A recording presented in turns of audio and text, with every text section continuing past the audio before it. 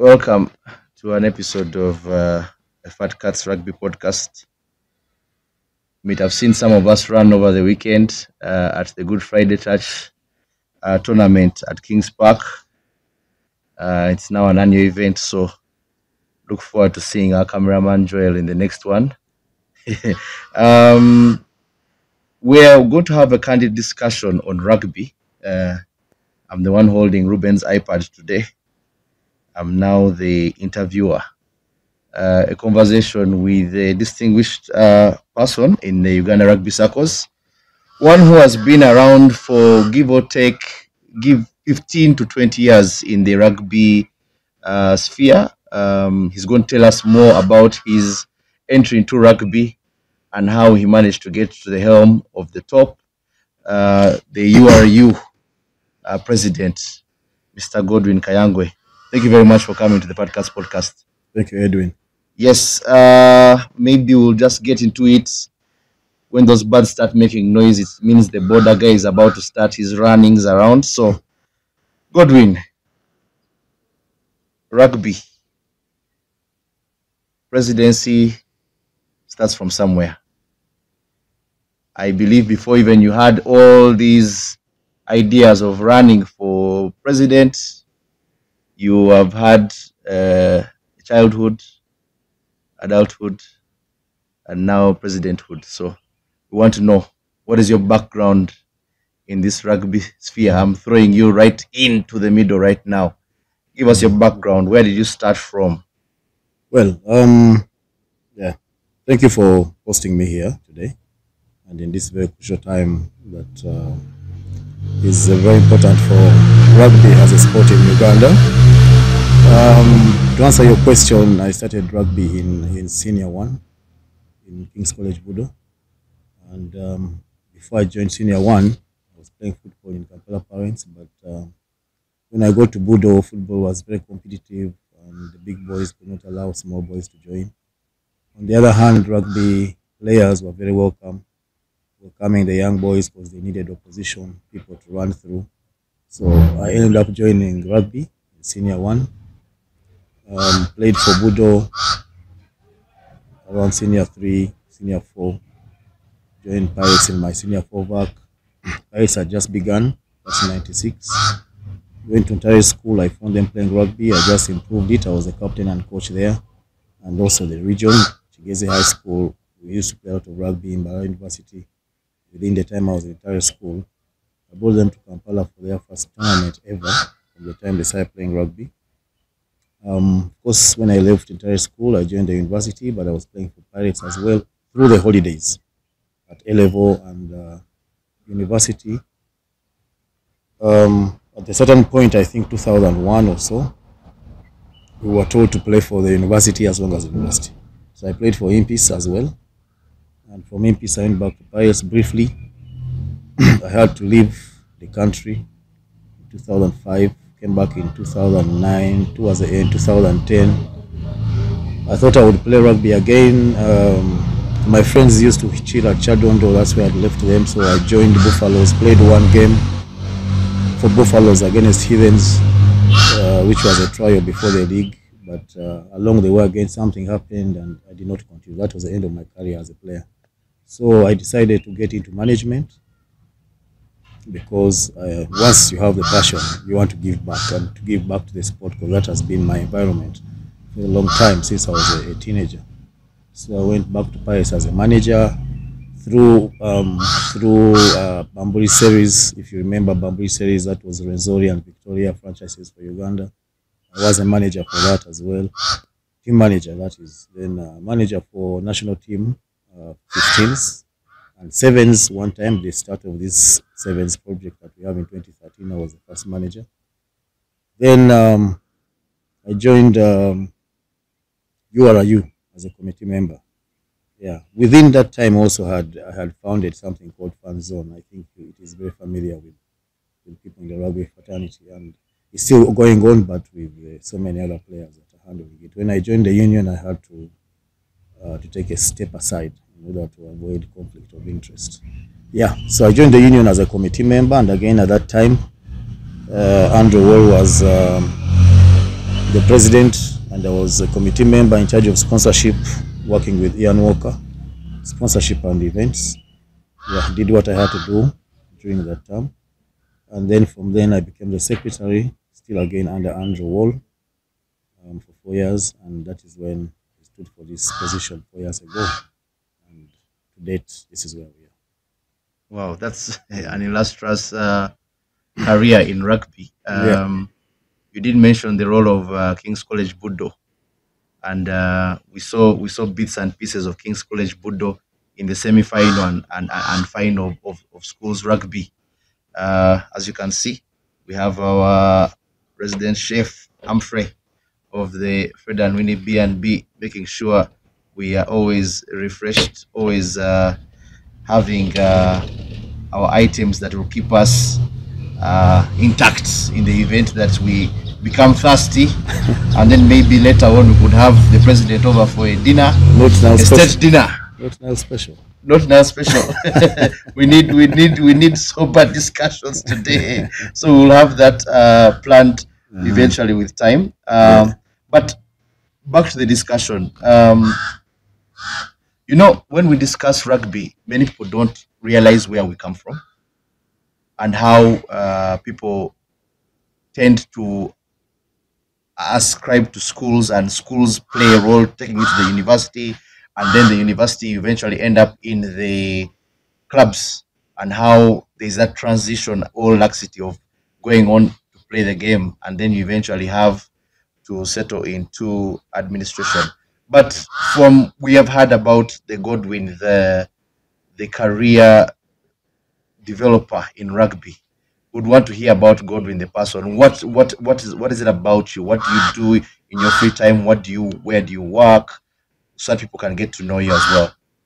Okay. Yeah. Well, 3 years ago, the answer would be a bit different, but it is still related because COVID had a big impact on my personal other career because I'm from a technical background. I do IT consultancies and services. I've transitioned all the way from small technical work like a technician to high systems installation and designs. So I was working in the regions, that is Sudan, Central Africa, DRC, in and out, and I have a team of people that work with me. So that's how I was able to get some time to actually come back to the sport that I love. But my other personal life is that, and of course a family. I have a family. I should call it a mature, young and mature family, because I have adults and infants in my family, married. And of course, when COVID sent us back home, I needed to start other things. And the side, I do farming. I do a lot of farming now, and some small of entertainment and recreational centers. Yeah, but still, my main hardcore activity is IT, the IT sector, minus rugby. Minus rugby, yes. Minus rugby. Of course, rugby is more of a passion and giving back to the environment you've grown in that you like. But what actually puts actual food to the table for me is the other activities that I do. Gorin, how was rugby back in the day? Like you described how you started Pirates in '96, how you joined Pirates '96. You played for the university as well. Left the country, came back, played for Buffaloes. How was rugby back in the day? Many people get lost in this social media era of rugby, but we need to know that there were people who started this thing before us. I didn't start rugby, and Yes. I didn't start Pirates. I found them here. I started playing rugby in Budo, like I said. But when I joined club, I was in my senior forward. Pirates has just started. So I think I was on the first or second team of Pirates as a player. But they are founders of Pirates who are known. And the reason why I was able to join Pirates, because in my senior forward, I worked at Kampala Rugby Club as a barman. You know how it is, but Yeah. find something to do. I worked as a barman, so I already knew the sport, so I would go train, come back, do my work. On a game day, I go play, come back, do my work. Okay. So I didn't start Pirates, but I just played there as I started in the first or second team of Pirates in 1996. Yeah. What was the question again? No, particularly, what was it back in the then. day? Yeah, mostly the same rugby, but different in terms of very many um, sectors. For example, the welfare. Welfare is totally different. Nowadays, we didn't complain about anything about welfare because I think it was in our minds, it was set up, it was in our faces that you play the game because you like it, not because you're going to earn some money or it has to take care of you.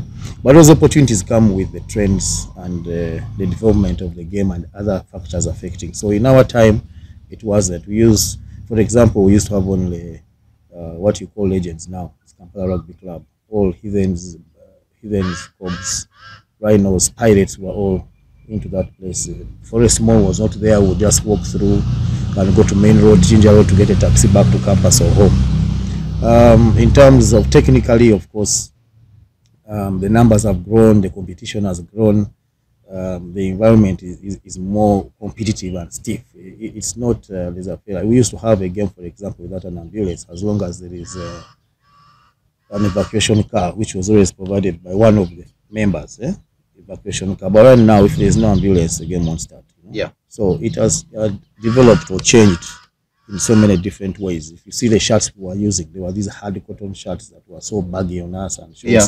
and the boots were the ones with, like a Like cowboy boot, like cowboy boots. Yes, I remember those. so long stands and what. So the whole environment has kept on changing. The laws have increased, as you also know. What rugby has been increasing, changing, modifying the laws based on safety and all those kind of things. It's a different scenario, but the game still remains rugby union. So you should watch the World Cup of 1995. Yeah. Which South Africa won. South Africa won. Compared to the rugby being played now. Yes. That's a memorable clip where John Alomo gave the Englishman one of his trademark hits. You know, when you mentioned the rugby pitches, many people don't know that Legends at the time, me I wasn't even there, but when I started coming to Legends never even had that tarmac, where it was just parking, and then behind them there were those Naguru quarters that were not necessarily hadn't yet been destroyed off. Even the entrance was this side of the hospital, the Chinese hospital. Yes, it was not where it is now. And then I think you'd ward off into the swamp. There was another illegal entrance where you'd make that funny entrance into Legends. Wow. So it goes on to show that from Kampala Rugby Club, Legends, the development of the birth of Chadondo comes through that. Of course, Nile was there. Nile is historical, which is now People's Grounds. Yes. The Motors, that was Nile RFC.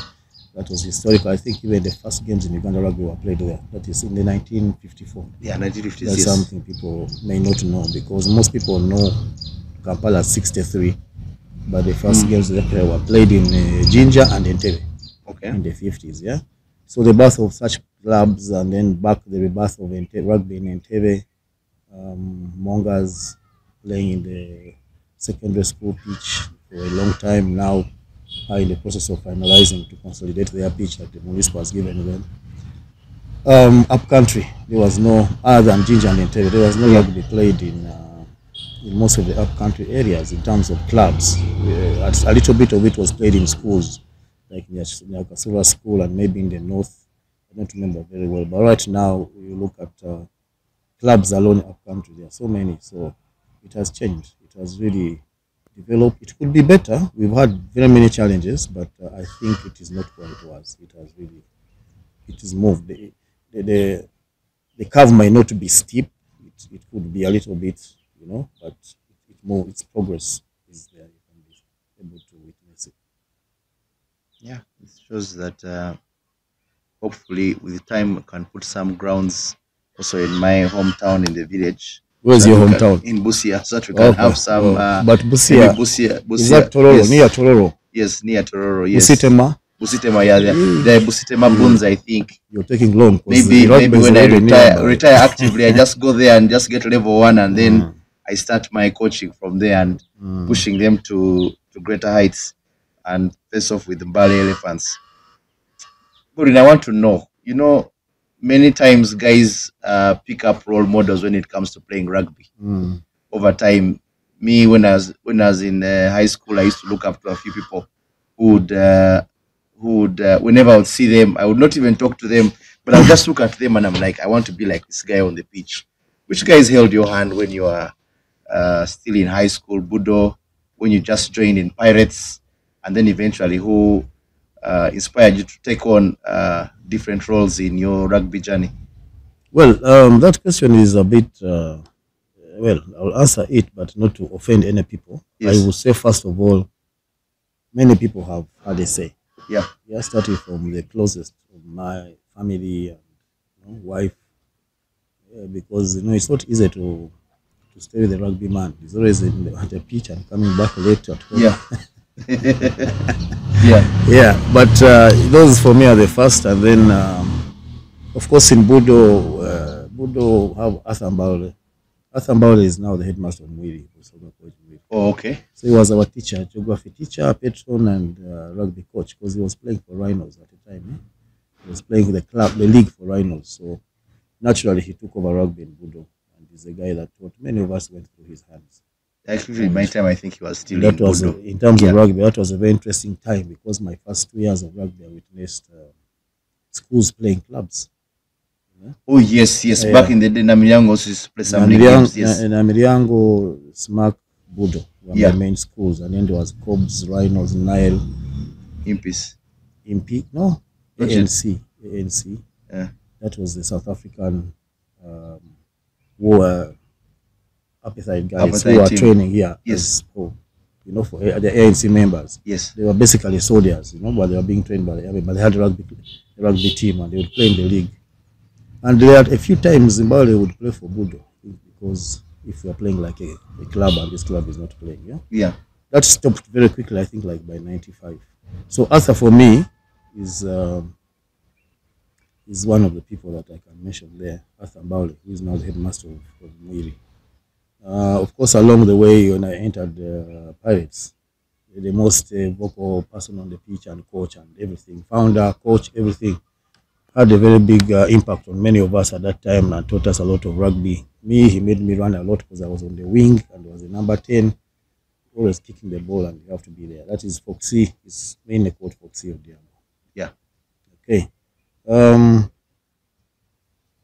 In terms of governance and all that, there is this the current chairman of Rhinos, who was secretary of the union by then, as the team manager, and he encouraged me to join the union, and basically I would say threw me in the deep end, because he didn't tell me how tough it is to go at that level. Okay. But I think he saw that I can manage, and he encouraged me to join the union. And he has been one of those people that I actually have always been consulting along my journey, in terms of managing governance, because he was there before me. Yeah. Secondly is William Blick. Blick, yeah. Yeah. William Blick, in the beginning, before I joined the union, he was president, and I think he did not understand me very well. Yeah. So we had a little bit of friction with him, but Yeah. eventually we have worked together. He has understood. He's a very, very big support for me and Uganda Rugby as a whole. He's a person that really loves rugby. Wherever he goes, whichever positions he is, he has been at UOC as president, he's now an IOC member, consultation with the Islamic Games. He always has to chip in rugby. Rugby has to be chipped in. There's one person I call anytime and I tell him this is a scenario we are handling. How do we manage it? And he will be very, very happy to give you a lot of advice. Yeah. With it. So of course him plus the other presidents you've seen in the past few years, they've been very active in terms of coming to support us on games and what is the likes of Ian Walker, Sanjeev, Andrew Wynn.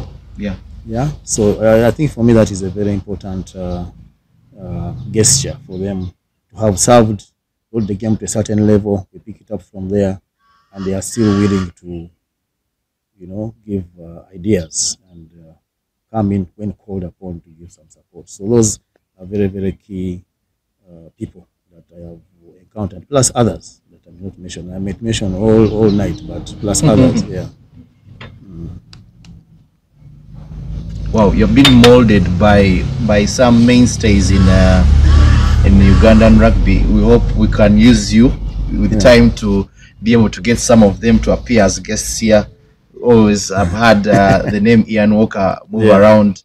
Even the ladies have mentioned his name a few podcasts ago. Even Kiboitana mentioned his name, that he has been very instrumental in the development of rugby in Uganda. So we hope you will use your connections to get us some of these guys to come and attend the podcast. Your journey. I want to go into your journey in the URU folds. You were picked. Maybe I'll just jump to the end. Andrew Wall ended up being vice president at Rugby Afrique, and as a result, he had to relinquish, and then that's how you jumped into the summit of presidency after being built through the ranks. Just give us that journey, considering you also mentioned very many people who led you through, who have guided you in this process. I think at the time, Alex encouraged me to join the team, the URU Excom. Yeah. He was encouraging me to join as a secretary. I'd been running fan zone, team management roles, and you probably saw the way I put my hands down and feet down to make sure that stuff is moving. Yeah. Irrespective of the challenge, he thought that I would make a good secretary. But I remember telling him that I honestly have not thought about this and I do not know what happens in that place. So I would rather come in as a committee member and first understand it. So when I got in, I was given the committee member, I think we were 2 or something. There was me. I was specifically given the role for sponsorship and events. Yes. And I was working with Ian Walker. So I had to report to Ian Walker because he was vice president of WAL in a way. So that first 2 years, I only concentrated on what I had to do as watching how the union is run, because I attended all Excom meetings, and then we had a few events that needed some bit of patching up, which I had to do with the team, with the guidance of Alex now was a treasurer. Yeah. Alex remained as a treasurer, and then Mike was secretary. The detail anyway, to make it a little bit short, after those 2 years, I felt I understood to a certain extent how the Excom runs and the union runs. So I put up my hand for secretary, which role I got. And I ran secretary. It was under presidency, of course. It was not a very easy journey, that very term, and that is nothing to hide. We were people of different ideologies or principles. We never used to agree on principle, but there's nothing between me and Andrew. So on the outside, it would look like there was something, but there was nothing between me and him. It was about a matter of principles differing or something. I should say that, in my opinion, Andrew is one of the best persons I've found technically, in terms of the technical output for the game, planning it, strategy, all that stuff. I should say he's one of the best I have encountered or met. That is Andrew Wall. Yeah. But we all have our strength. He had his time, and then his terms were done. Yes. He moved away. He had to move because constitutionally his 2 terms were done. Yeah. So at the point, I believe, when I looked around, at that point, I was the best suited for the role. And of course, I put up my hand for president. It was seen. It was already seen in the fraternity that I was going for that position. I should say that even when I went for it, Andrew Wall also is one of the people I have been calling, in certain, because he went on to Rugby Africa as vice president, and definitely that is an environment that you need to also tap in order to run the rugby union very well. And of course, I would call him a lot of times to ask for advice. He would call me when he has something he wants to advise as well. So even all through the 4 years I've been president, Andrew Wall has still been supportive in terms of discussion as well, rugby-wise. So irrespective of what the fraternity thinks about relationships, and but in terms of rugby, I think we've had a very good run, and we've made decisions that Some might have been wrong, but move the game in the best of our knowledge to the next step. Yeah. We're going to address some of those decisions that are wrong, but we do note that there are very many people who come in to serve at the union, and it begs the question: is there monetary gain that they stand to get from service? Is it something that is just about service above self? Why is it that very many of you go into the rugby circles and you linger around there? Like, I think you entered 2013 in the establishment, and coming to 10 years, what is so special about being in service at the Uganda Rugby Union? No, you see, some of these questions are leading because I wouldn't want to pick a name, you know, and compare. But I'll try to explain over above the line. Yeah. You see, financially, no. Yeah. There is no direct financial benefit at the level of the board. There are people who work in the environment. The For example, this HQ, which you call the HQ. Yes. Those are fully employed. And you cannot say that they get the best salary compared to their counterparts elsewhere, or it can't be. It should be better, and that is the target. But the board, as it is constitutionally, there is no financial gain. Okay. But I think what keeps people linger around, like you have said, is the passion. Okay. Yeah, because it's not about 2013 when I came in. You should say 1993 when I touched the ball first. Okay. Because then I should have left it, you know. Yeah, so from 93 to 2013, nobody is questioning that time. Yeah. They start after you enter. Start after you enter that administration. Yes. But you see, it is even hard work because I'll ask you. Yeah. Can you sign a contract of 2 billion for a sport and you're not getting a shilling? Me. It has to be a passion. You know what I mean? Yeah, but yeah, that is the life we have lived. Yes. All these people you have seen, the Andrew Winnies, the Sigombes, the William Blakes, Andrew Wall, Yes. have not got payment. Yeah. They've moved, we have collectively moved the sponsorship of rugby from about, let us say, increase it by 400% over the years without getting a commission or a payment. So for me, I think the most important thing there is passion. Of course, I will not deny the fact that socially you are developed. Yes. In terms of social network, you are developed. Yeah. So there's no reason you would call me here if I was not part of rugby. Man is here. You see? So now, the power of the crown, the president. Yes. Now even the ones competing against me, you call them. Yeah, you have to call them. Yeah, we have to call everyone. Exactly. Yes. So you see what I'm saying? I am being pushed out there. Yeah. That is social capital now. Yes. So those are the things that people might, they're not tangible, they might not catch, but they are very important. Depends how you use it. Yes. So that for me is the only gain. You know, you get socially healthy when you get involved with the sport. Okay. Yeah, but for rugby financially in Uganda, no. Yes. Yeah. Okay. So for those of you who want to serve with passion. Yeah. Don't look for money. Money is the root of all evil. Look for money for the sport. Yes, look for money for the sport, not for your pockets. Yeah. Godwin, you succeeded Andrew Wall in 2019. You had rather a landslide victory in 2019 when you put your hand up for president. Considering the considerable amount of votes you got, run us through your achievements. Tell me, what is it that your first term from 2019 to 2023 you have managed to put on the rugby timeline that will be viewed by those who come after us? Okay. First of all, categorically, I want to put this clear. When I came in 2019, I had my manifesto. My manifesto. Yes. As president, because it was my first time. But when I was voted in with a team. Yes. So I had two vice, technical, commercial, secretary, treasurer, women, representative, age grade, and upcountry. Yes. So we did a strategy. That means my manifesto and their manifestos were combined, and then stockholders input, and we came up with a strategy. So the achievements are not mine. The achievements are for the team.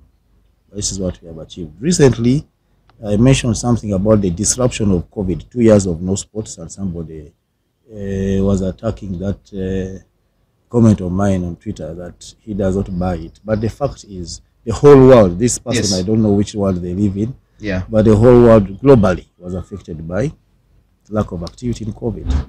But in terms of achievement, I think rugby was the only sport that managed to return to play quicker and even stay alive by organizing specific events like that strategy development, governance, capacity building within clubs within that time of lockdown and stuff.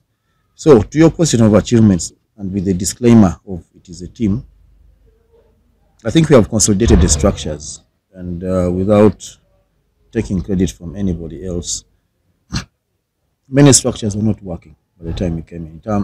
Like the DC, the referees were making noise, complaining, disgruntled. The schools, judicial commissions were non-existent. We started by making sure those structures come up. Whichever way they have done their work, they came back up. So they just need to be consolidated more, because we've seen disciplinary hearings, we've seen the judicial in action, we've seen the schools association coming back, having an election and coming back to work together and produce a very nice league that you saw ended last weekend. So players' welfare also has improved, not the best, not the target that we would like to achieve, but has improved, especially at national team level. And even to a certain extent, certain clubs have improved the welfare of specific players. So it is a journey, that one. We are not yet there, but it has started to.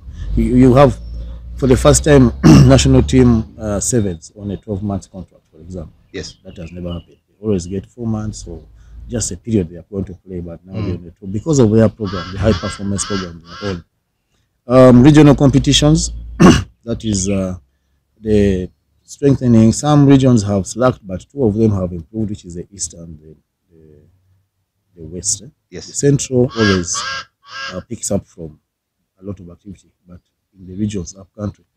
So they play the 15s leagues, they play the 7s. We have seen the Union intentionally take tournaments to many different destinations to build capacity in those far areas. So for me, that is a very major achievement. Taking rugby to Arua, Fort Portal, Cavalry, Soroti, wherever, is a very, very big achievement. And we need to just maintain it on an annual basis to make those regions also grow. And that's why you've seen the associations have also started bidding for these jobs, rather these events. Because the regional tournaments. Yeah. So for me, that's an achievement. Women rugby had slacked. That is without explanation. I don't have to talk much about it. But we saw the league had to come back. Yes. The sevens as well, they had to play them. We've seen them play the most internationals in a few years, like compared to the past. Yes. We don't want to mix the challenges. Each time has its own challenges. Yes. So we don't want to say we have done better than the past. We are just saying this has achieved in this particular, and maybe because of the conditions available. So the women is an achievement, getting them back into the 15th international setup. You've seen them play Zimbabwe, you've seen them play Zambia, Kenya, here, Elgon Cup before COVID. Yeah, before COVID, yes. Disrupted us, yeah. The main sevens, of course, I think that one, even people who don't know rugby can explain the achievement. They're the champions, they've been champions in Africa 3 times. We maintain that, we maintain the World Cup status, which was achieved in my predecessor's term, that is Andrew Wall. Yes. Became champions during the World Cup, so at least the achievement there is we have not slacked. You know, it is very difficult to defend the championship. More so when it's in your regime and they say you are the one who cost us. So it's very difficult. It is a very difficult place to be a champion because everybody is you are the target. Now whom are you targeting? Yeah. It is hard to maintain, yeah. Of course, the under 20, very important achievement. Yes. Under 20 had been banned. We had been banned as Uganda relegated. Yes. We have jumped back up into the top tier. The team is going, the boys are going next week to Africa Cup Bates. And they're entering at position number 5 or 6, I don't know. But our target is to come out in the top 4. Yes. And we started this campaign last year. So for me, that's very big achievement because it's even the future of rugby. These are our future players. Yes. And to mention but a few, but also importantly is strengthening stakeholder ties with the existing ones and bringing new ones. You know, now special, of course, it is evident that they are fully behind us, and they have cemented that relationship within this town. So for me, it's an achievement. We never used to sign long-term contracts, but now they want long-term. That means they want to be with us for a while. And the figures are increasing. They can increase, and I'm sure they're going to increase. Government, I think, is a very big achievement. You've seen the relationship we have built with government. That is the people in position at that level, because government is a very big stakeholder. Like it or not, it is the most sustainable source of income for any sport in Uganda, especially at national team level and development level. Because what they do in Uganda secondary schools association and what, it's all, they don't know about the federation. What they just ask for subordinate, they are spending money in schools. Then at national team level, they need to really spend more money, and they have come in big for rugby because they never used to give us, a lot of support. Yes. But in this last few years, you've seen them come very big for rugby, and for me, that is a very, very, very serious point, because once you have them cemented in your relationship, then the rest is falling under structures. The game can't be played. Yeah. The biggest problem is funding. Without funding, you cannot achieve your activities. You cannot achieve your structure, your targets. So government is one of those key stakeholders that you need to ensure you are very in good books, and that, I think, is a very, very big achievement in our time. Just to mention that a few, those are some of them. Yeah. The return of the awards. Yes. We all know the awards have been away for I don't know how many years, but yeah, the last awards I remember was, I think, when Michael and Oscar used to have a go at each other for MVP of the season. Yes. And you see, it is ironical because this is a game of rewards, and yes, if someone does well, you reward. If someone does bad, you punish. Yes. So the awards are rewards. These bans, these cases are penalties. The penalties, so the bans we're waiting. We have been seeing bans coming. We are waiting for more. Yeah. But we're going to discuss those as well. I think the return of those awards is something that is it's very key. Yeah. And then also acknowledging people who have given it service. Yeah. We've started with the past presidents. Next time we might give the past captains, coaches, people. It is good to award people who have submitted. That award we gave to, say, one of the past presidents is more valuable than 200 million you can give him. Yes. Because it's going to be there forever, even when he's dead. So for me, I think those are some of the achievements among the many. Yeah. It's not about money, it's about passion. Yeah. You mentioned that rugby welfare amongst players has been improved. 12-month contracts for players, but those 7 players should use some of that money at the Federal Mini B&B. Let them come and enjoy their stay. Accommodation is quite affordable here. We have 10 self-contained rooms with a fully equipped kitchen, 2 kitchens on the upstairs and the downstairs. Wi-Fi with a chef to cater for your each and every needs. Pickup can be arranged from the airport when made in advance. At the Fred and Winnie B&B, guests enjoy sumptuous buffet of tropical fruits and all foods that may be made courtesy of the chef. Security is paramount to our guests, and there is 24-hour surveillance to ensure that our guests get a serene stay at the Fred and Winnie B&B. So please do book a stay. Those who have welfare contracts of 12 months have some money. Those who benefit from the sponsorship, as the president has alluded to, come spend the money. The details will be in the ad flying at the bottom of this podcast video. And do tell the hosts that a Fat Cat sent you, and enjoy some fantastic discounts in respect to that. Godwin, you mentioned something about return to play after COVID.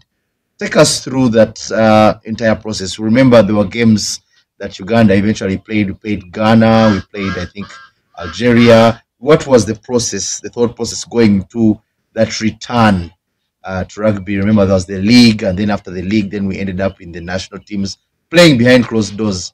Mindful of that as well. So, well, I hope I remember the sequence, but because there was too many things to do. Yes. I think the international happened before the short league. I don't remember very well. Yeah. That international. So what happens is that was a real lockdown basically, and it was abrupt to everybody.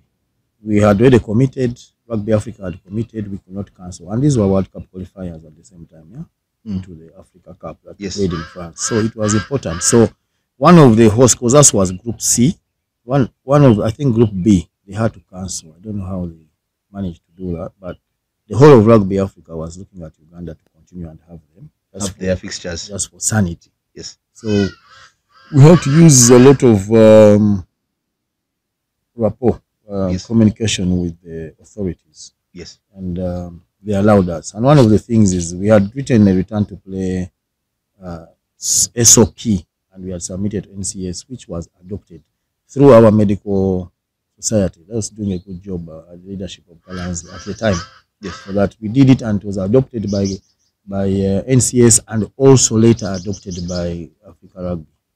And these are some of the things that have made our good Dr. Kalazi go to World Council in terms of the medical council at World Rugby, because there was an environment for him to develop certain things which we supported. And so we managed to convince them because we had SOPs that we had.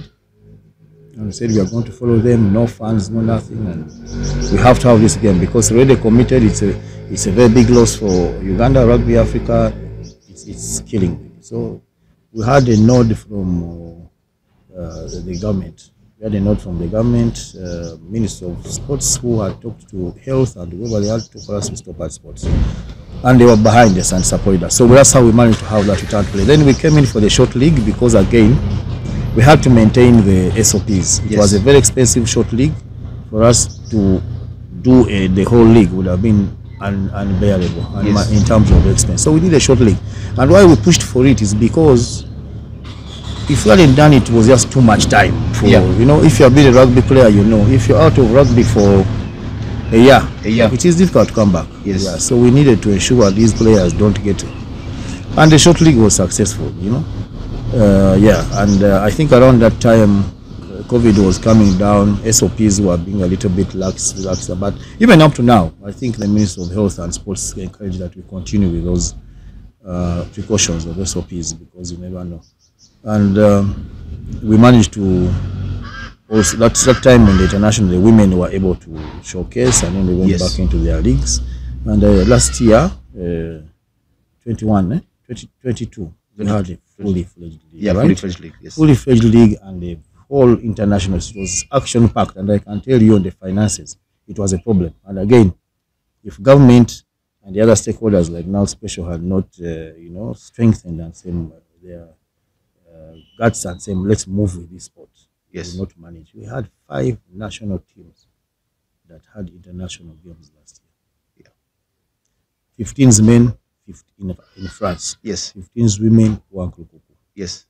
7 women, Tunisia, 7 men here. And World Cup, Chile, yes. Dubai, HSBC, yes. Commonwealth as well. Wow. You see, it's too much activity, and it was very, very, very expensive. But we had really the support. You will see those figures in the audited accounts, which are already out anyway with the members. Yes. But you will see the figures of the international rugby last year, the biggest year to date, where we have had 5 national teams have activities the same. And it was all under his leadership. So and in the because from return to play to that time, it was just 2 years, coming to 2 years, from 2021 and 22 basically. 21 we had an issue in Monaco, which you also know very well. Yes.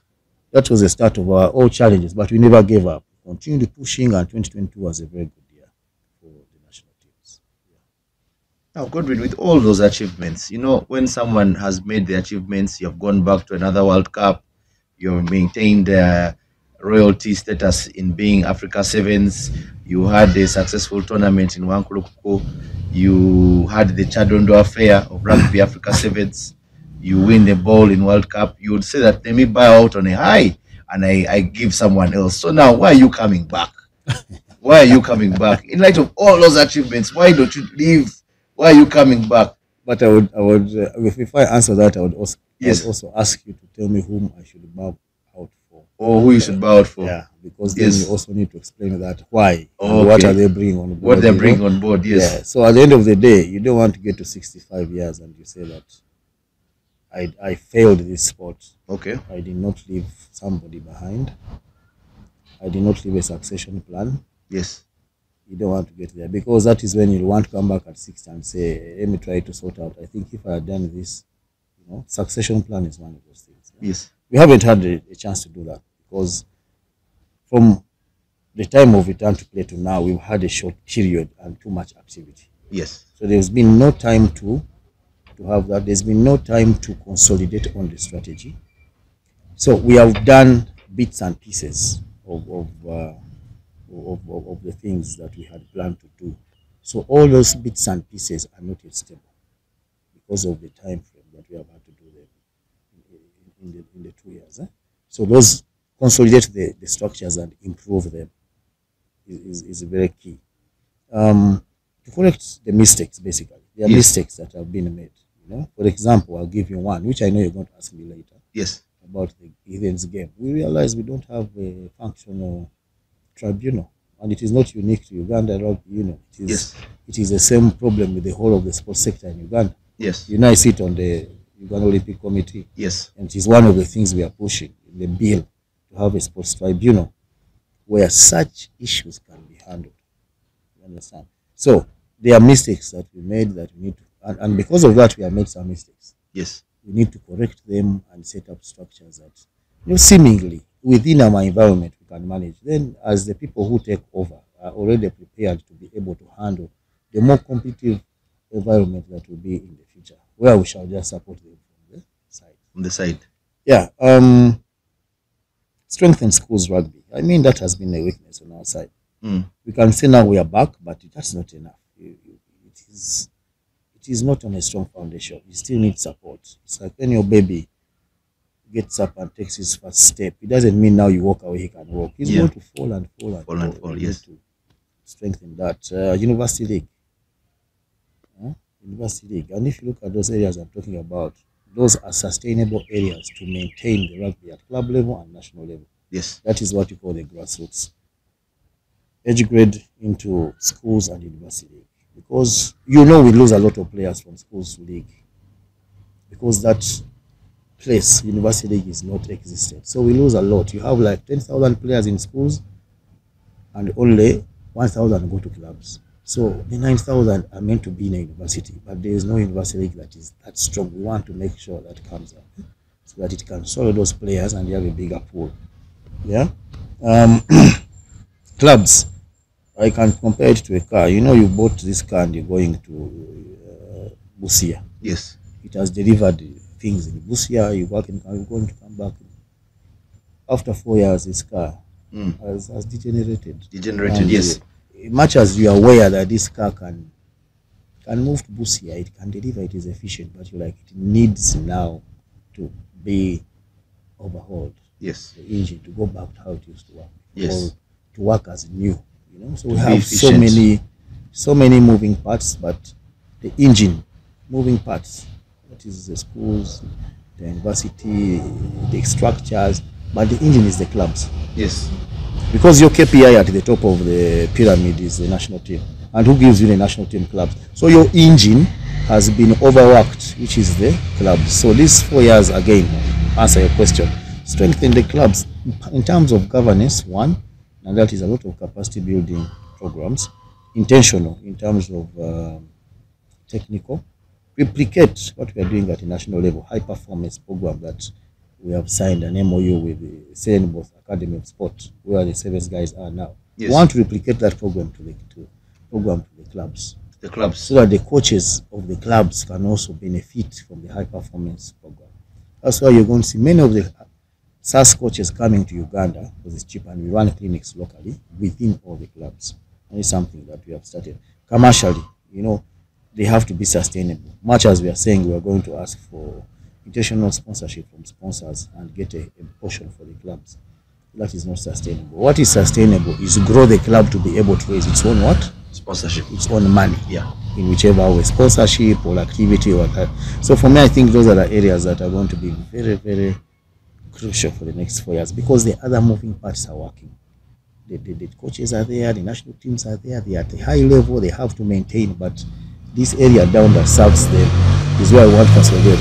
Then, very importantly, is the players, because this has been a cry, and I've told you, even when you have a job, even if you're the best, you might not be happy with your salary. But you are always in the pursuit to get a better job, or a better salary. So, no one can tell you, even if we can't tell you this is a big achievement. I know the 7s team is on contract. We want to do the same for the 15s going forward and the women, yeah, national team. But you can't say that even if you're on contract, what they are earning is the best. So in terms of player welfare, we have to consistently improve it. So for it can never get out of the points that you have to make. So insurance in terms of health or medical cover in any way, and then the actual allowance or stipend for the player, the person that plays. That is something that we need to continuously look at. National teams, there is a motion or a debate, not a debate, it's already accepted, but a consultation on how to handle it, whereby national team payments should be able to come from the government, because these are people doing a service for the government. And that is something for a lobby. It is something we've been working on for years, 2 or so years, but now we are getting buy-in from the authorities that be, yeah. And we hope that at that point we can now shift even to like Uganda A and 19, those kinds. So because the national team has been taken care of. Right now it is us doing it on behalf of the country. So that is there are so many things really. When you look at where we are, there's so many things anybody can do, and why they would want to be given another shot to achieve a few and rest comfortably that they put in their best. Okay. You did mention something about successive politics and how you haven't been given time to breed not breed, but to nurture a successor. Is that the unspoken rule at URU, that you nurture your successors, or no? It's free for everyone to jump in. It's not an unspoken rule, and it is free for anyone to jump in. But it is about a leadership style. Yes. Individually, my leadership style is I have to leave somebody behind to take over, and I'll be able to support them all. I've trained them. I don't know. I'm not the best, but I'm saying they could be better than me anyway. But it is something to do with an individual leadership style. Every place I have left, I've not left it blank. I've left somebody. I make sure there is somebody who I can recommend. It may not be the people's choice. Someone else might take it anyway. But I will have recommended that this person I think is the best for the job. And to my point there, I said that I did not have any time to even think about that because of so much activity after return to play within a short time. One of the mandates of Uganda Rugby Union, among others, is to grow the game with transparency, accountability, and then it brings me to the aspect of finances. We've had very many a cry on social media, in print media, and from I'd call them ramblings in the bar about aspects of finances and how the aspect of accountability is being handled at the rugby union. How has this been achieved in your regime, considering there's more money at stake? I think it's nearly 9 billion that was made as a sponsorship package. Yes. So 9 billion is over 4 years. Yes. Majority perception is I think it is money given to you immediately. That is the perception. Yeah. Very many people who understand this. So not really they take a little bit more of time. They know that this is over 4 years. But anyway, it is still an increase. But there's been an increase in activity as well. So there's an increase in expenditure. Yes. I hear many people talking about communication, poor communication. Poor communication is not only at the union. You understand? Sometimes it is at the clubs. Yes. Because this transparency issue or accountability issue, every time it has come up and the clubs have gotten a concern and they are meeting, like tomorrow we are meeting, CRT Chairman's Roundtable on another money issue. Yes.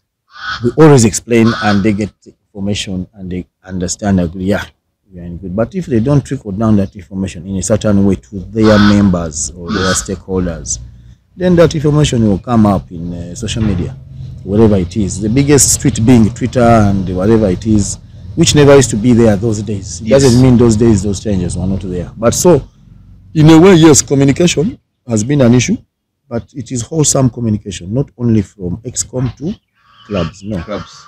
It is the whole union, and the whole union is you, me, all stakeholders involved. Yes. As we are the executive, they are the clubs, they are the sponsors, there is government, there is those are stakeholders. So, if the ExCom, as permanent by constitution, has to have a CRT, where they have to give accountability of funds, and it is done, and whoever represents that club in the CRT probably does not send that information down, then you get to have. The other thing is, if a guy is complaining about an individual, a certain payment, it is not gospel truth.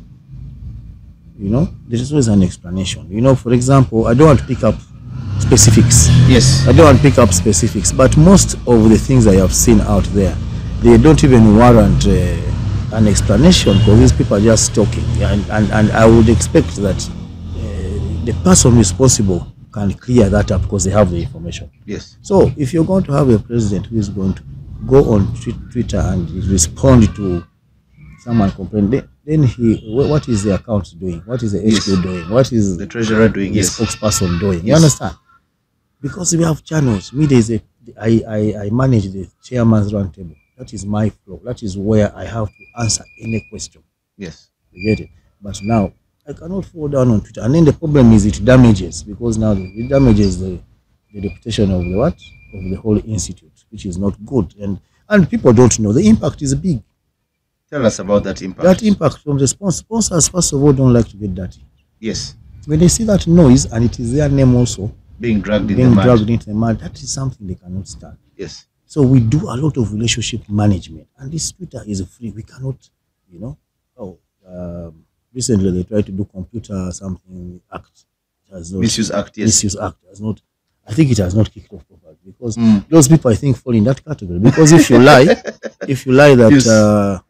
The union is giving a club 100,000 to go to Arua Sevens. Yes. When you very well have information that it is giving 2 million shillings. Yes. For a club, I mean that one. Don't you qualify to go for the misuse? Misuse, yes. Because now the sponsor is going to be annoyed, and what is going to happen? The 9.8 billion is cancelled. Exactly. Where are we? Offensive communication. Where are we? You get it?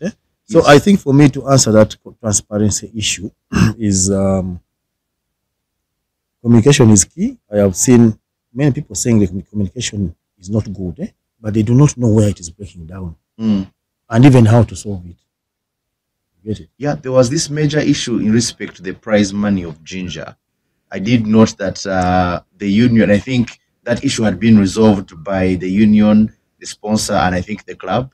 But then we had a post of unpopular opinion for rugby, and then one of the fans said that pay Ginger Hippos the money, and then it became a whole big incident, and then the union had to come out to clarify. So in this, is it a role not just for the union to dish out notices and communications, but also for club chairmen and their social media platforms to inform their fans and stakeholders that particular payments, for example, because it's not about the national team shots, but it's about the money, that money has been paid. Yeah, it is a general responsibility for everybody involved and in position. Because that particular thing, I do not know what response the union gave, but all I know is there was an issue. The figures were not matching. They were wrong. The figures that were reported on the media were not correct. And as a club, they have an account with the union where they owe money, we owe money. You know, sometimes when payments come, they counterbalance amicably that, okay, let's say, I'll say maybe you borrowed money from the union to make a certain fixture or something. Yes. So those are always, we don't have to display that a club has borrowed 2 million to fulfill a fixture. when we know that they are waiting for their 10 million from the sponsor or 20. And then that's offset. Yeah, so when it can be offset, so there's that relationship, but it gets spoiled from some disgruntled people, and where I believe that the people responsible should be able to correct that. But the perception has been planted in the stakeholders of fraternity that the union is not transparent. So as long as they see any wording or any post by anybody, they don't immediately they think, oh man, this is a problem. Why is something going on like this? Because I personally call this chairman when I see such posts, and I tell them, man, I do not know what you think about this, but you know, at the end of the day, you know what's going on. I have a relationship with most of the chairmen. Yes. Yeah. And very transparent. When there's money, it is there. When there's no money, I tell you, there's no money. You have not received it. So, but they cannot control the pressures also, because they also have pressures from their own what? Players and fans and the fraternities that they lead. That can go on and on, but I think from this very question you wanted to ask, that was on transparency. Yes. And accountability. I have heard about this probe, National Council probe. Yes, actually, I wanted to even delve into that. Yes. But please go ahead. About the National Council, because it is it ties with accountability. Yes. Yes. So you see, the perception right now in the fraternity is that there is a problem. Money is being, you know, what do they call it, mismanaged, or there is something, there is something happening. Eh? Yes. Because such a comment comes from such a very high place, and they are citing rugby. So naturally you cannot blame people, because they are also cut off information. Get it? Now, even me myself, I'm not happy with it, because, and I've expressed my dissatisfaction to some of the key stakeholders at that side of government, because the probe was called by the speaker. Yes. Do the probe on the National Council of Sports. And the National Council of Sports, we are stakeholders. And rugby is in the priority sports in Uganda. So they were meant to visit the priority sports. Those priority sports are the ones which in courts get the bigger allocation of support. Yes. You know? But they did not visit rugby. Neither did they give us a call. Yet they were given our numbers. A whole executive was submitted. This is the executive of rugby and their numbers. If there's any issue, please arrive to them. So for me, that is the point. From the probe, first of all, and I fought the probe. If you're going to cite a federation in your report, at least you should have approached that federation for clarification. So they approached every other federation which was not cited in such a manner, and they cited rugby and I'm now going to go on their defensive. Yes. But this side of our side, it is not good at all. It is affecting us because people's perception is different. They did not come to rugby for any clarification or call us, but we are cited in their what? Report. But the problem was on NCS, not on rugby. And their complaint is NCS did not declare that money that it was given to rugby. Yes, an additional 200 something million. They call it additional according to them. But the fact is we received it. They did not declare. NCS did not declare. That is what their problem is. Yes. But you see the way it is perceived in the fraternity. That is something funny or whatever, you know? Yes. Now, when we went back to our books, we know that money, we received it. Even the dates are there. Document from NCS is there. This money is for this purpose. Yes. When you receive money from NCS, you have to account for it within 45 days. The letter from us to NCS accounting for that money is also there. And actually, it appears in our audited book of accounts. So on our side, had the probe approached us, I do not think they would have mentioned that. They would have mentioned that the monies that NCS has not what? Disclosed. But when they mention it in the way they mentioned it, it looks like it was not disclosed, meaning whatever it was used for is also not clear. Yes. Which is not the position. So the money was actually received by the union, and it was accounted for within 45 days.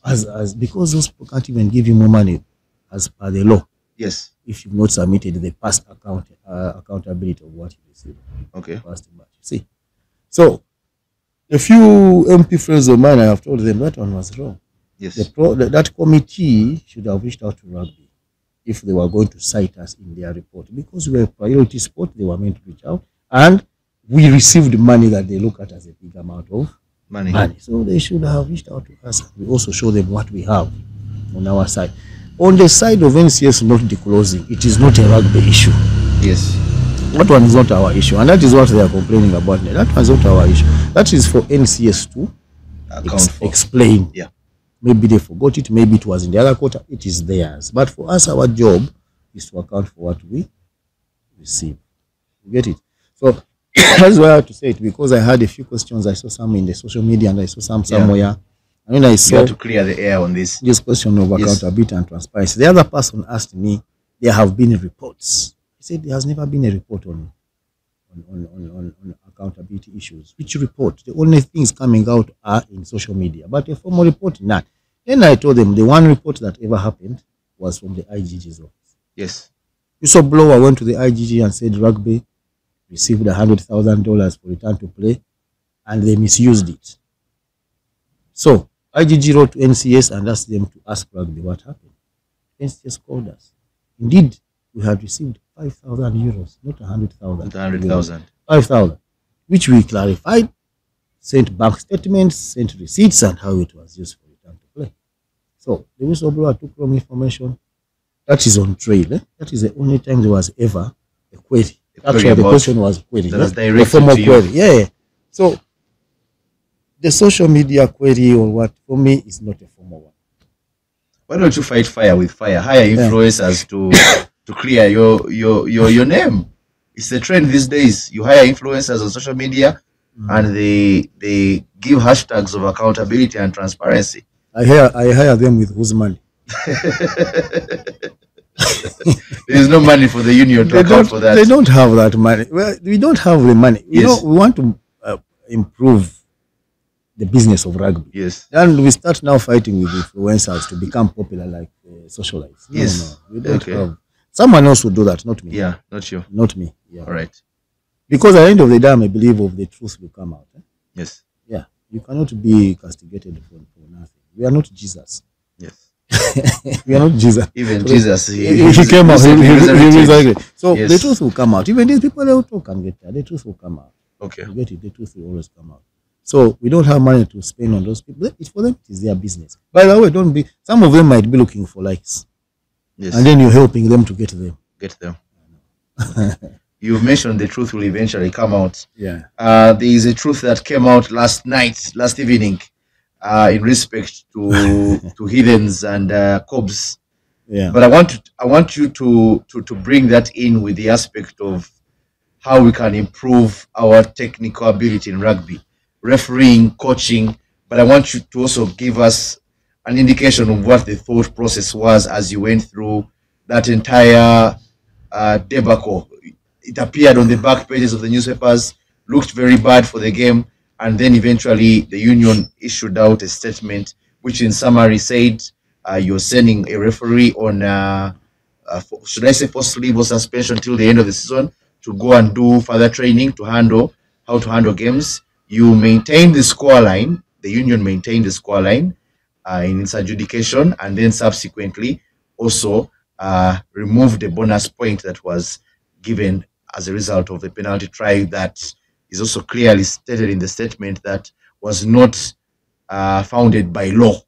So as we discuss, I want you to take us through the coaching standards, refereeing standards in Uganda, and then also maybe you could wrap it up on that aspect of how your union went through Rugby Afrique, World Rugby to get to the end of that, I think, tabulous time for World Uganda Rugby. Yeah. Okay. I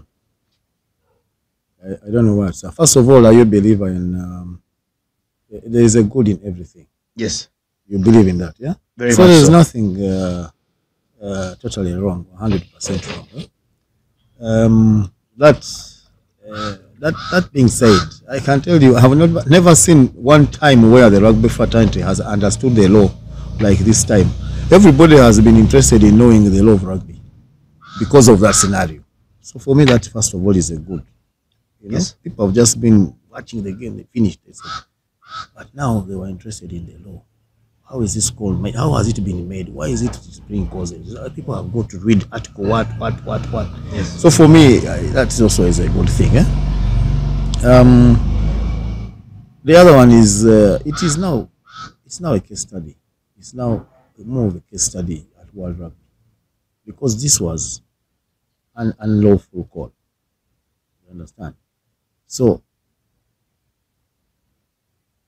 when it becomes a case study, it's also a good thing. Yes. Because it will, when they get the solution to it, it will prevent future occurrences in a similar manner. Yes. Isn't it? And if it has originated from Uganda, there is no financial gain, but it means that your competition has gone to a level that there are unearthly specifics that need attention in the game. Yes.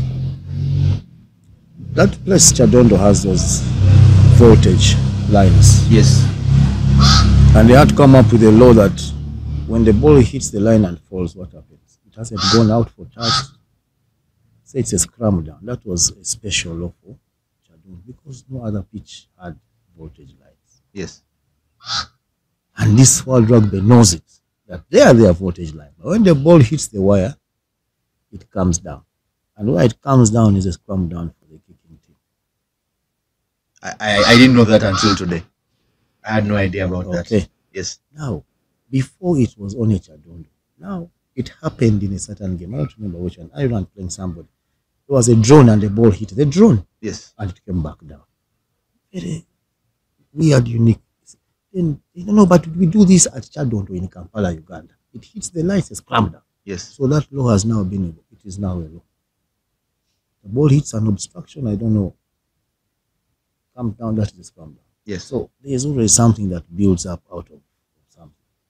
So going to the very point, that is the side of that. Also exposing us. I just told you earlier. We realize that we do not have in our structures a committee that can handle that because it was not a disciplinary case. You understand? It was not a judicial case. Yes. It was not a TC case. So we say which committees can handle this, and we had to consult. That's why we had to consult because one, it was clear by the law. The penalty try is when there is an obvious try going to happen. Yes. And an infringement, But this was not a try; it was a penalty. So in the Charter of Rugby, it says the game, the spirit of the game is not to obstruct the other team from scoring points. But when they are doing the law, they did try. So maybe they are going to call it points. I don't know. Maybe. Yeah. Because it has exposed it here. And the reason we consulted, not because, you can also sit and say, I'm the president, it is a rematch. Yes. Because I'm a president. When people make noise, that's not how things are done. You let the professionals sit and tussle it out. So we consulted. There was the TC locally, their report from the match commissioner and the referee. Okay? The referee had to meet the council of the refs and he acknowledged that was a wrong call, he was under pressure. Yes. But the precedence has not been anywhere in the world, a rematch has never happened. Yes. Anywhere in the world, that very call has never happened. So there are two precedences that hit either way. So the only thing the Rugby Union had to do is also consult, get opinions from other places. So one was Rugby Africa, which Rugby Africa also escalated. It is Rugby Africa that went to World Rugby, not us. Not you people. Yes. Okay. They escalated to World Rugby legal department, head of it, competitions, legal, the law, the specialist of the law. And he gave his recommendation. And he also acknowledged this one has not happened. But if you go this one, it's a precedent. If you go this, it's a precedent. And it might damage the game going forward. And we continue to consult other unions like South Africa Rugby Union, KRU. Yeah? Is it? Yes. Yeah, KRU. And they told us, you need to have a tribunal to look at that decision. And you know why? We did an independent panel that looked at all the recommendations and the situations and the videos and came up with that decision. Which decision we have given. Now this is where people don't understand. When these are all opinions. When that decision is given as the stand of the outcome from the committees, Hobbs might not still be happy or Heavens might not still be happy. Yeah. Where do they appeal? Tribunal. No, to the EXCOM. To the EXCOM. Because the EXCOM has not been part of it. The EXCOM has not touched. Yes. So they have one more area to appeal. Yes. And where now the EXCOM brings in all the politics. And we don't want to reach there.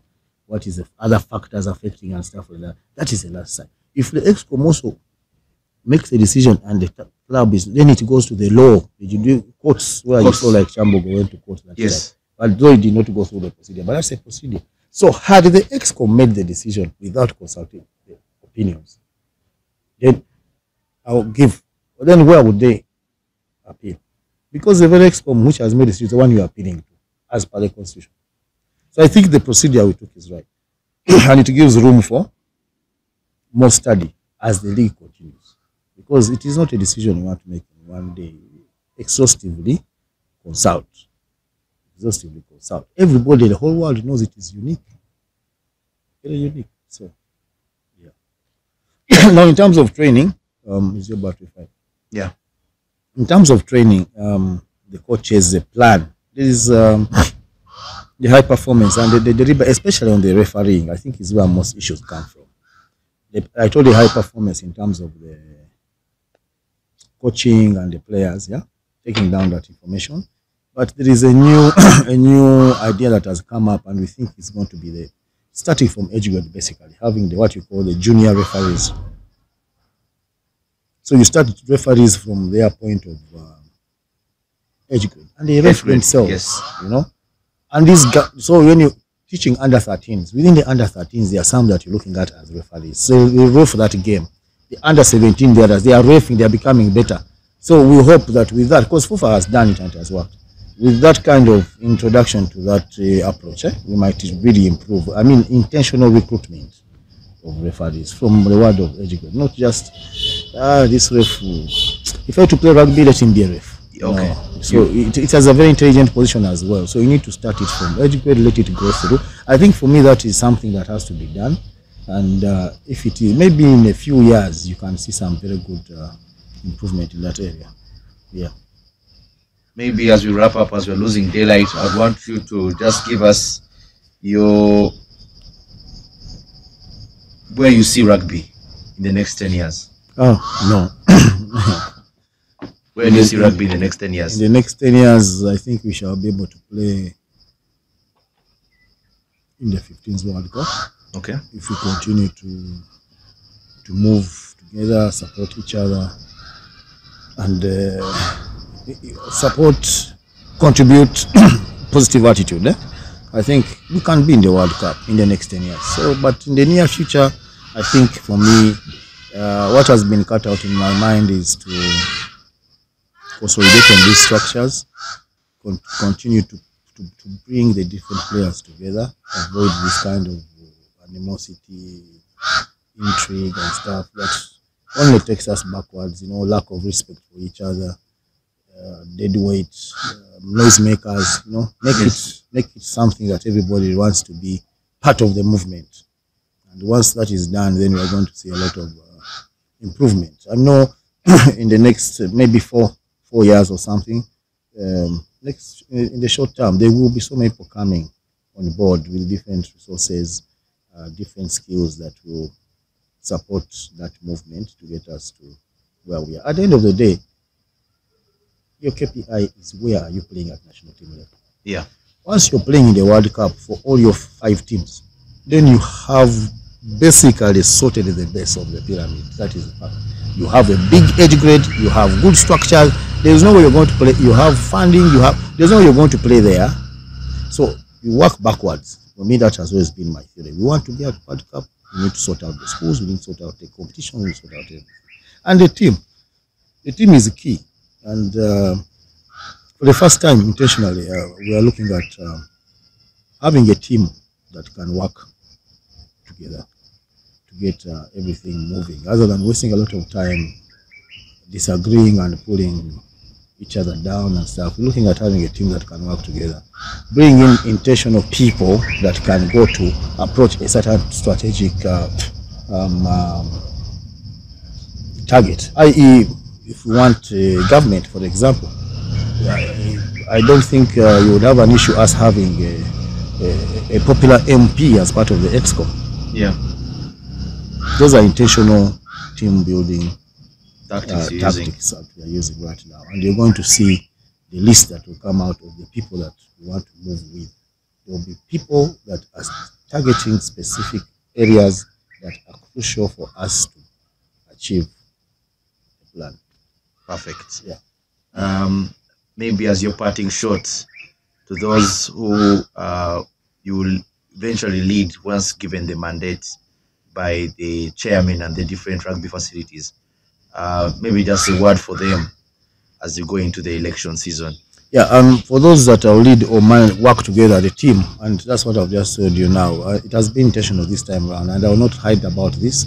We've taken time, and that's why you've not seen me too much out in the media there, because we've taken a lot of time to come up with a team that we would want to work with, and we are going to come out as a team to present ourselves in what we want to develop for the game. So, for me, it's going to be more of teamwork, because I realize it's one of the biggest challenges when you pull in different directions. At the end of the day, it's the game that suffers. So it's going to be more of that trust for each other, respect for each other, and the teamwork. At the end of the day, once you have that at the top, it will reflect positively in all the activities that have to happen. So yes, for those people that have put up their hand, there are those that we have teamed up with. We will definitely work together. At the end of the day, the sport is number one for us to achieve the goals and put it at a better level than where it is. Thank you very much. Maybe on a light side, I have a few trivia items here. What is your fondest rugby memory for all the years from '93 Budo up to now? What is your fondest rugby memory? I think it is when I brought Budo to play in Tare. When I just left in Tare, I called my teacher Mbaude, and he had to bring the Budo school team to play us, and they beat us 55-5. Okay. I scored the 5, but I think that game I played from the position of flanker, number 8, 10, 9, 11. I played everywhere because you're cooking for your team. For your team. yeah, that was it. But after that, the team all said, no. Now we understand rugby is not what did you one man's game. Chimere, yes. You know, it is a skill game. Yes. And then we started training and it became better. I think for me that was one of the most interesting times. Wonderful. As president of URU, are you allowed to support a team? But well, while you're acting, you shouldn't. I sympathize with my team because even the constitution nomination, you have to come from a club. You have to be nominated by your own club. So yes. I can't hide from it. It's okay. Pirates, that's my club. Yeah, but when I'm acting in the roles of union, yes. Cannot be a pirate. Cannot be a pirate. Yeah. What is your typical rugby day like? That is on a game day. Yes. For game day, if there's a game day that I have to watch, I will not do anything apart from rugby. From rugby. From the day I have breakfast at home to getting to the rugby club, that's it. And the whole night, I will think about anything rugby the next day. But my rugby day is a rugby day. Right. What's your favorite color? Azaro. Azaro. By the night. Okay. Yeah. And maybe lastly, how would you like to remember your presidency? My presidency is that is all inclusive, a Muntu-Wawansi kind of approach. Yes. Yeah. So rugby is for everybody. It's not for the elite, like they always say, because even us, we are elite. We have many degrees and have experience, but everybody has to come to rugby. That is something deep down in my heart, my mind, I've been trying to also remove from the perception of people. So I want them to remember me as a person who brought rugby back to everybody. It's an equal opportunity for everybody to play the sport and enjoy it.